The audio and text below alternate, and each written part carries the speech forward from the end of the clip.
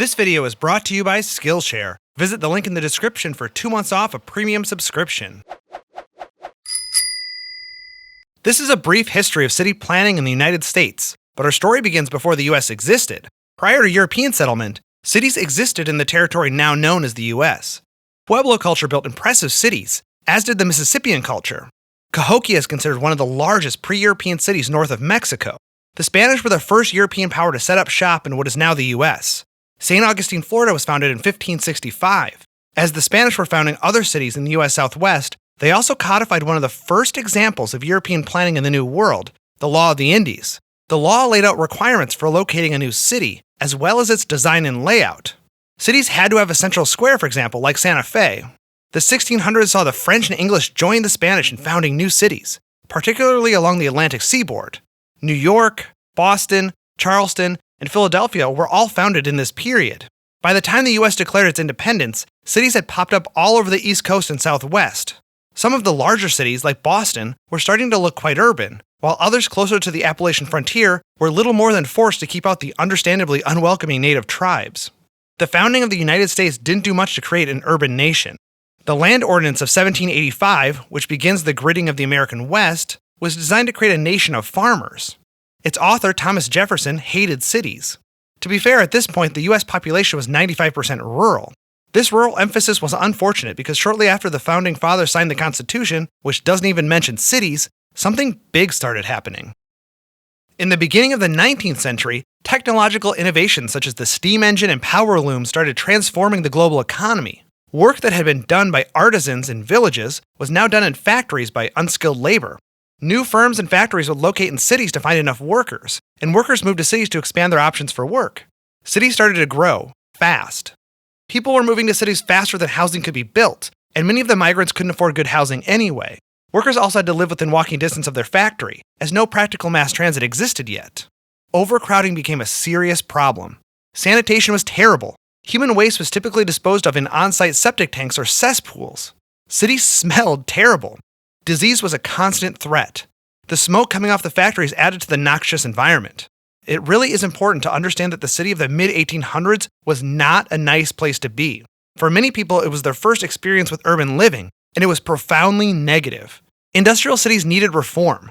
Disease was literally a life and death situation, so that came first.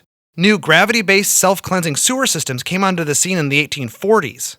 The implementation of a comprehensive sewer system designed to clear away waste required a citywide sanitary survey to understand the topography of the city, as well as a mapping of the cesspools, outhouses, and sources of waste. These surveys are some of the earliest acts of planning in U.S. cities, and by 1907, every major U.S. city had a sewer system. Sewers provided fresh air, and so too did some of the first comprehensive urban park systems. Some of the most notable were designed by Frederick Law Olmsted, including Central Park. Housing reform followed sanitation reform. The problem was brought to the fore by reformers and journalists like Jacob Riis, whose photos published in the book How the Other Half Lived exposed the terrible conditions people lived in during the 1880s. Tenements were claustrophobic and exceedingly overcrowded, filled with the many immigrants from Europe coming to New York by the day.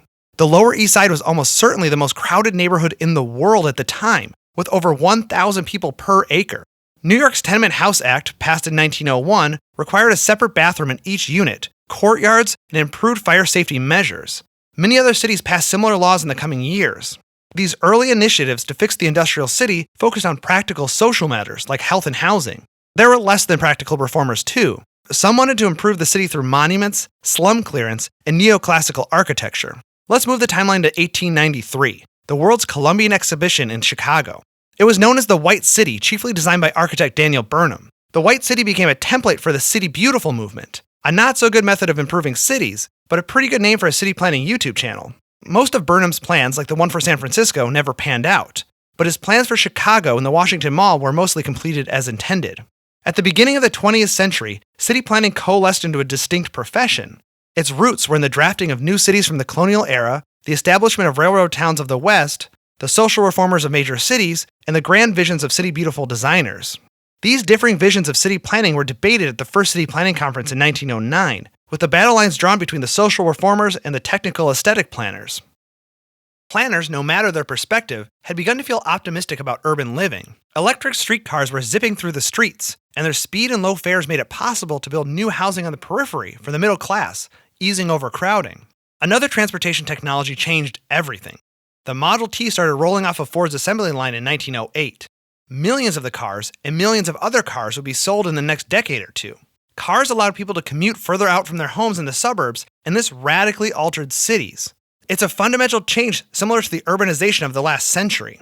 Most planners of the time thought that suburban development was a good thing.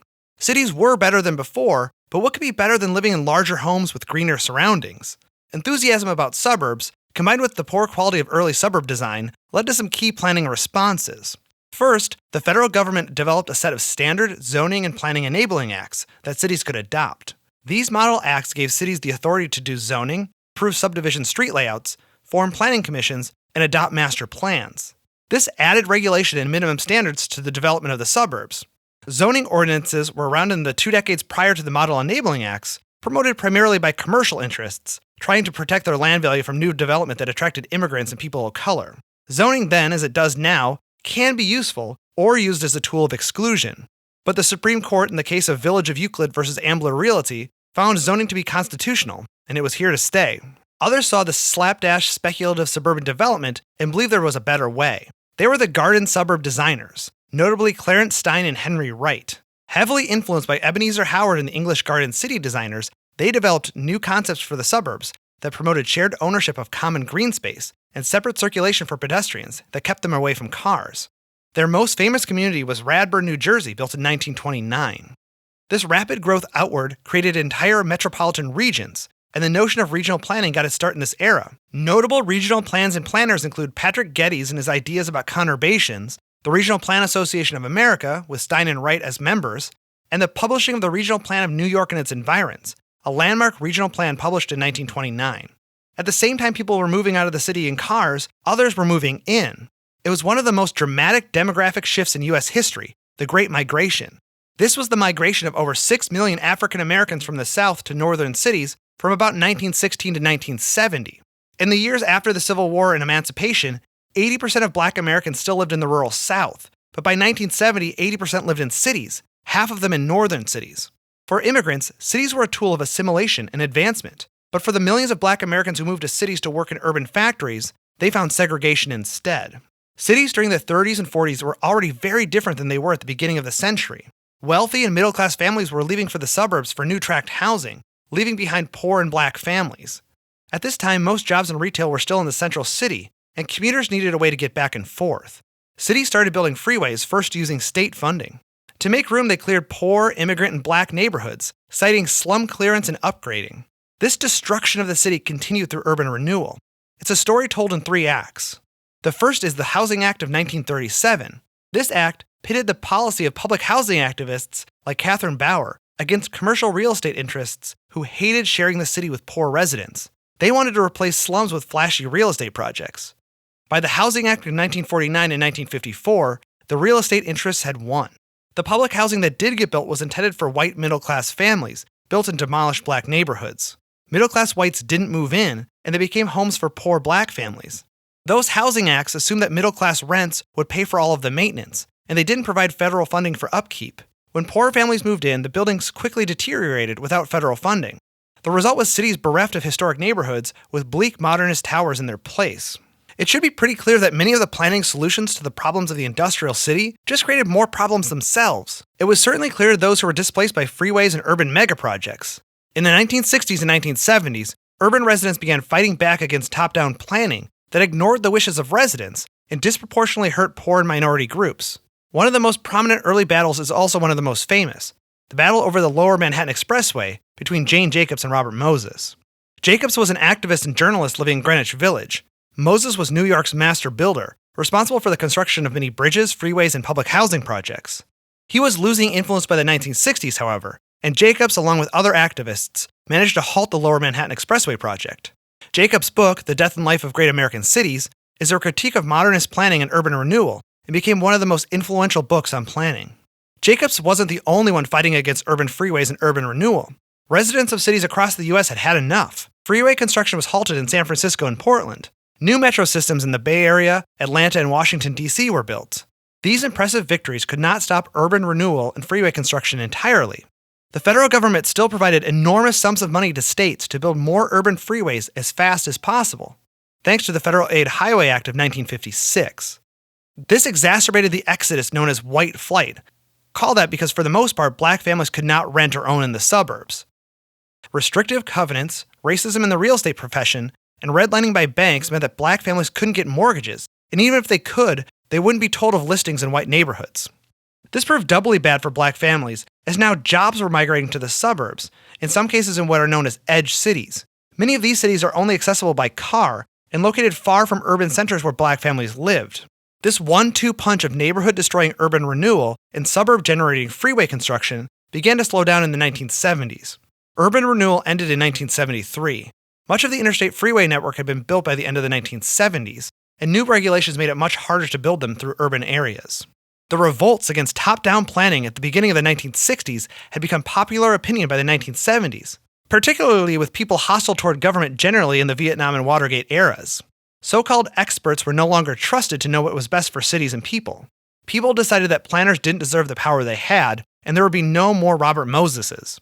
At the same time, planning academics agreed with the people and rebuked top-down planning. Marxist theorists began to explain urban growth and change as movements of capital. Planning was a tool of capitalists. Planning became a pretty lonely profession without a direction. The era of master builder was over. What would become of planners? They evolved and specialized, thanks in part to many new laws that gave planners something to do. The Environmental Protection Agency was founded in 1970, and the Clean Air Act, the Endangered Species Act, the Superfund Act, and the National Environmental Policy Act all made city planning much more complicated, as environmental concerns had to be considered when permitting new land uses. City planners became local experts on an increasing number of federal and state programs meant to minimize the negative impacts of new development. The Federal Community Development Act of 1974 replaced urban renewal and provided grants to communities to build and maintain a wide variety of projects, including housing, public utilities, parks, and transportation. Planners had to develop plans to apply for the community development block grants. Transportation planning changed too. The changes were slow, but transportation planners began to think about all modes of transportation, not just the car. The first bike lanes appeared in the 1970s. Cities began to invest in new light rail lines in the 1980s. The federal government began to require better regional transportation plans as well. Planners became experts in all the technical aspects of their job, but they also became educators, facilitators, and advocates. They lacked some of the raw power they had before, but still pioneered new approaches to undoing some of the harm of the previous 60 years. Some cities implemented new smart growth measures, including urban growth boundaries. The practice of Euclidean zoning began to receive pushback, criticized for its use as a tool of exclusion and its promotion of car-only development. Cities encouraged transit-oriented development in the suburbs to give residents an alternative to ever-increasing freeway traffic. Urban challenges remain today. Gentrification and high housing prices are pushing residents out of cities. Car usage is still incredibly high, even given what we now know about their negative impacts. Cities are still segregated by race and income. Self-driving cars could have far-reaching impacts, some we still can't predict. There will be lots for planners to do in the future, and now they have a rich history to reflect on and learn from. Planners, as well as anyone else, can also learn a lot from the more than 25,000 courses over at Skillshare. Skillshare is an online learning community for creators, with more than 25,000 classes in design, business, and more. I'm not sure if people know, but I don't make YouTube videos full-time. I'm a full-time PhD student, husband, and parent. I have a lot going on, and I'm always looking for ways to be more productive with my busy life. I really enjoyed the Skillshare class on productivity by fellow YouTuber Thomas Frank. I hope to keep myself organized in producing videos, even as we expect the birth of my third kid later this year. If you want to fuel your creativity, curiosity, or career, give Skillshare Premium a try. The first 500 viewers who use the link in the description will get a 2-month free trial of Skillshare Premium. And if you decide that you love it, an annual subscription is super affordable, at less than $10 per month. Go check it out now.